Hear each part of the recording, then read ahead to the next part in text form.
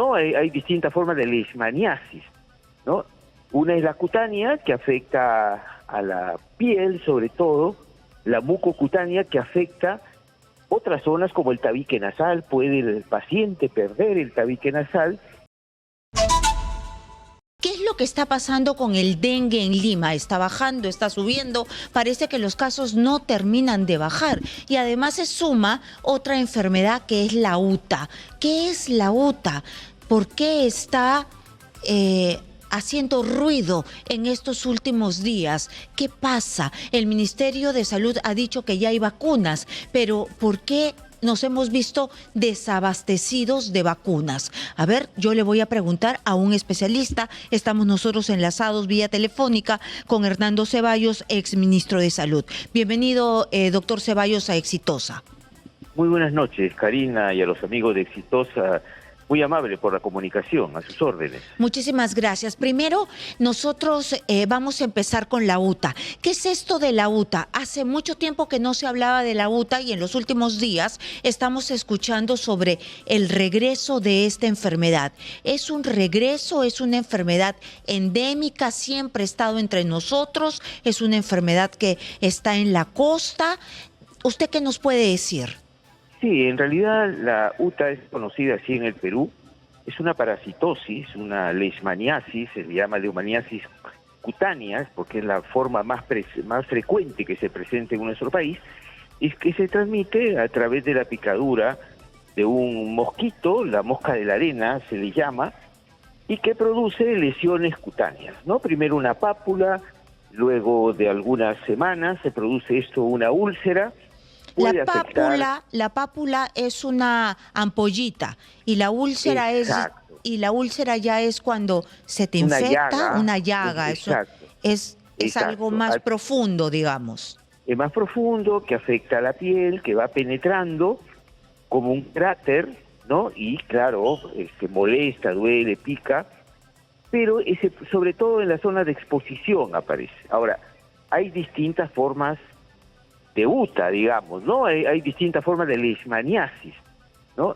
Una es la cutánea, que afecta a la piel, sobre todo, la mucocutánea, que afecta otras zonas como el tabique nasal. Puede el paciente perder el tabique nasal, y otras formas como la visceral, etcétera, que no son frecuentes en algunas partes de América Latina como el Perú, pero la forma cutánea y la mucocutánea sí aparecen en nuestro país. Pero la visceral, ¿qué quiere decir la visceral? Porque ya me asustó con esto del tabique, que se puede perder hasta el tabique. O sea, no es cosa de dejarlo que pase nada más, hay que tener un tratamiento.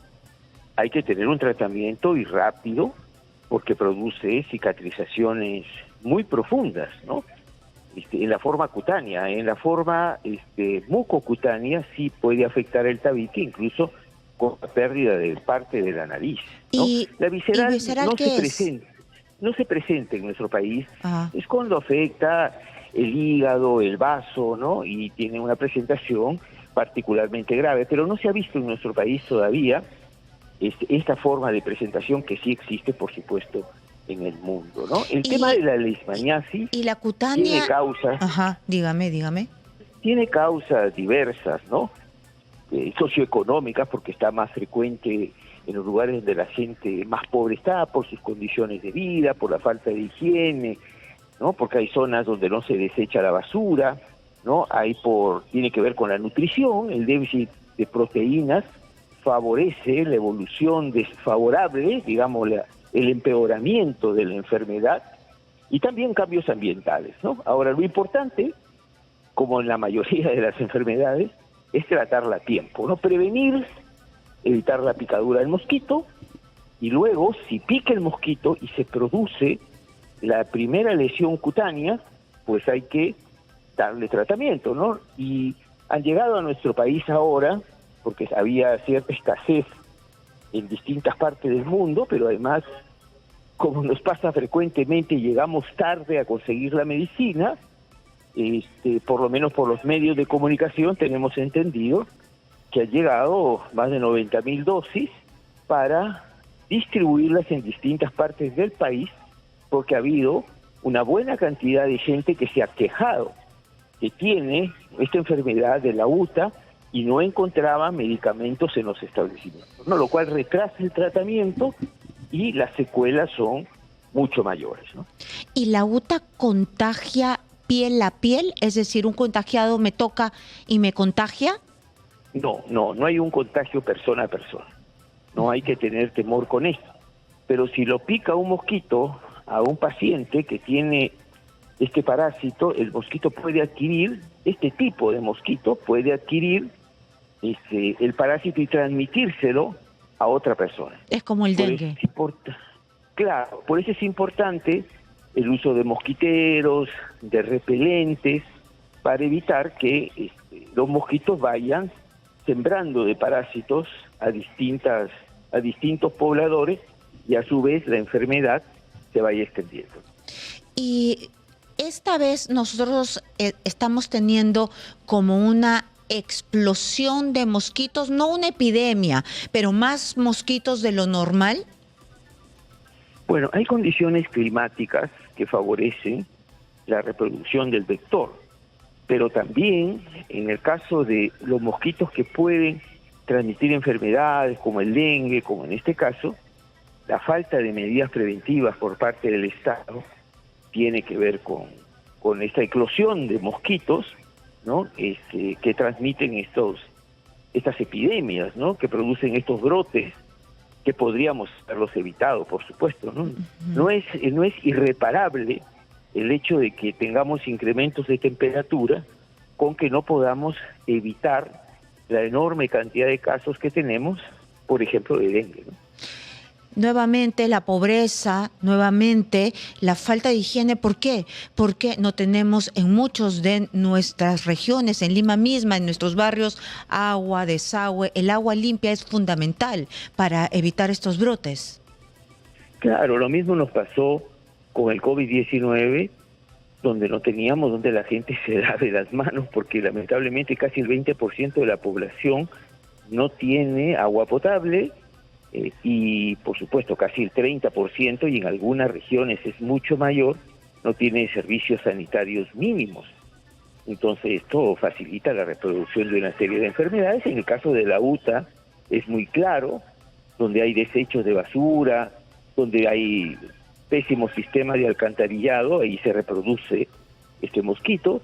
Y en el caso del dengue, pues por supuesto, ¿no? La falta de agua potable obliga a la gente a tener reserva de agua en recipientes, y si no hay una educación social y una organización, casa por casa, barrio por barrio, para asumir un cuidado no solamente de la reproducción larvaria, sino además de detección de los signos de alarma, tenemos los casos que tenemos, más de 38.000 casos en Lima y una eclosión del dengue cuando el ministro decía que estábamos en descenso, ¿no?